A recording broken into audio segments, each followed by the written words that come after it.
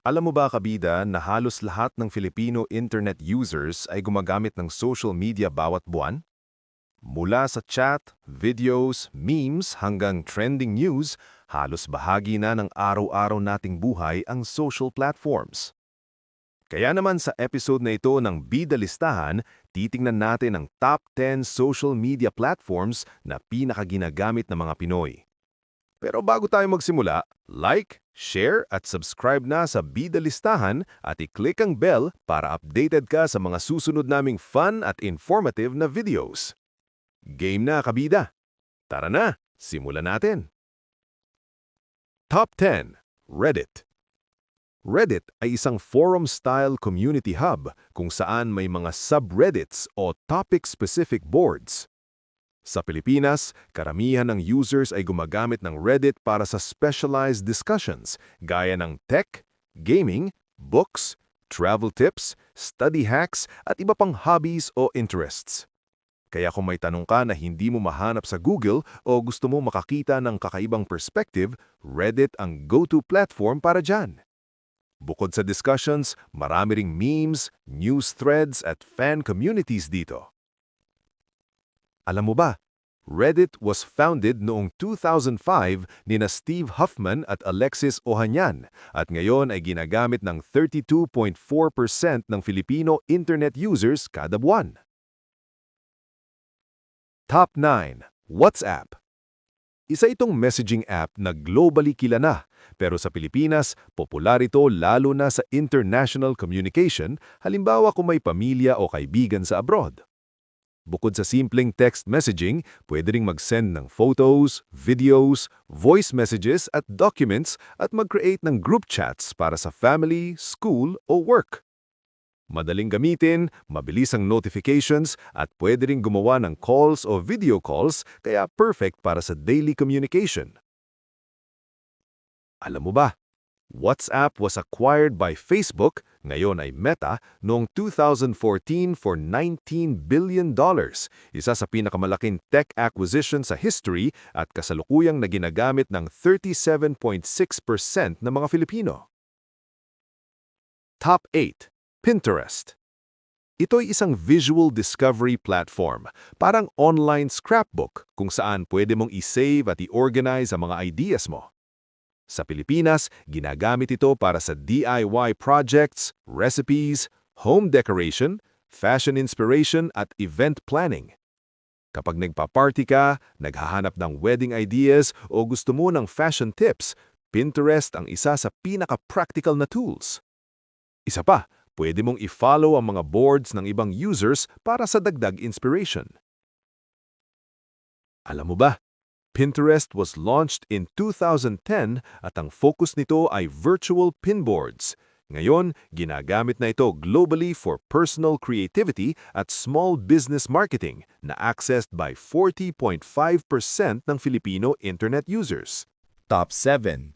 X na mas kilala pa din hanggang sa ngayon na Twitter. Ito ay gamit ng 41.2% ng Filipino internet users kada buwan. Ang X ay isang microblogging platform kung saan pwede kang mag-share ng quick updates, news, thoughts, or jokes. Sa Pilipinas, ginagamit ito para sa breaking news, political discussions, entertainment updates, at trending memes. Journalists, influencers, at ordinary users ay active dito para i-follow ang latest events sa real time. Hashtags dito ang nagpalaganap ng viral challenges at trending topics sa buong mundo. Alam mo ba? Twitter/X was launched noong 2006 at pinasikat ang hashtag culture na naging global phenomenon sa social media trends. Top 6.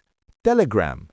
Ito ay kasalukuyang na ginagamit ng 55.7% ng Filipino internet users kada buwan. Lumalago ito sa Pilipinas dahil sa secure messaging, channels at group capabilities. Marami ang gumagamit nito para sa community updates, hobby groups, news alerts at collaborations sa work o studies. Unique features ng Telegram ay bots, polls, at ability to send large files up to 2 GB kaya useful para sa digital projects. Alam mo ba?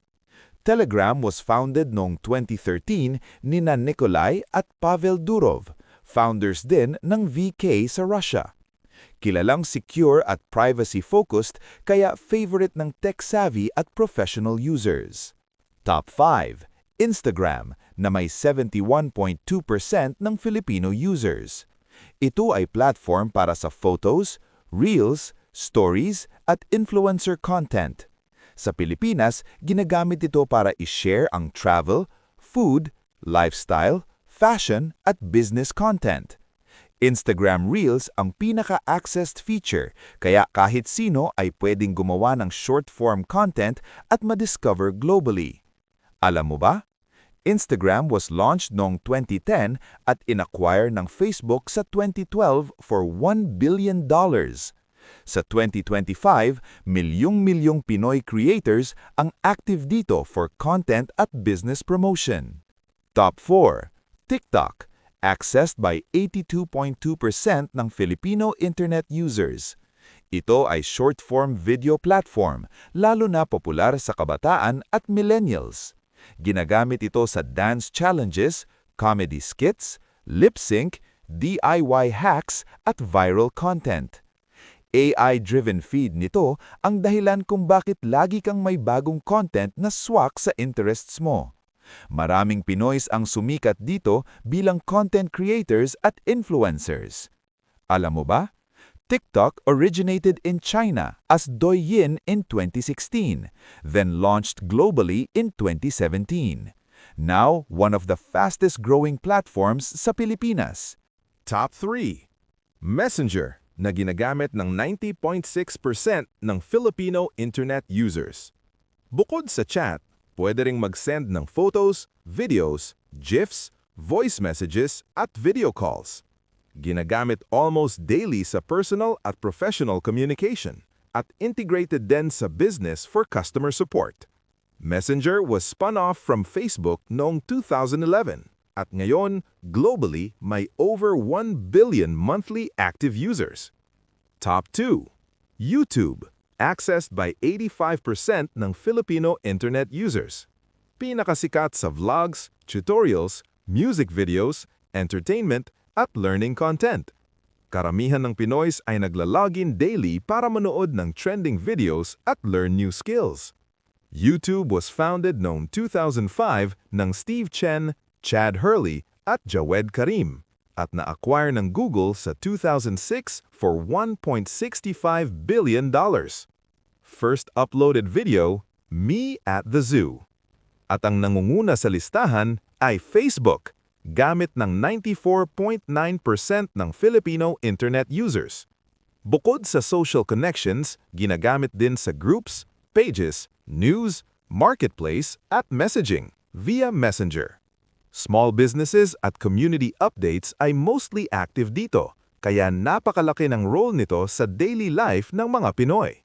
Facebook was founded noong 2004 ni Mark Zuckerberg kasama sina Eduardo Saverin, Andrew McCollum, Dustin Moskovitz at Chris Hughes sa Harvard University.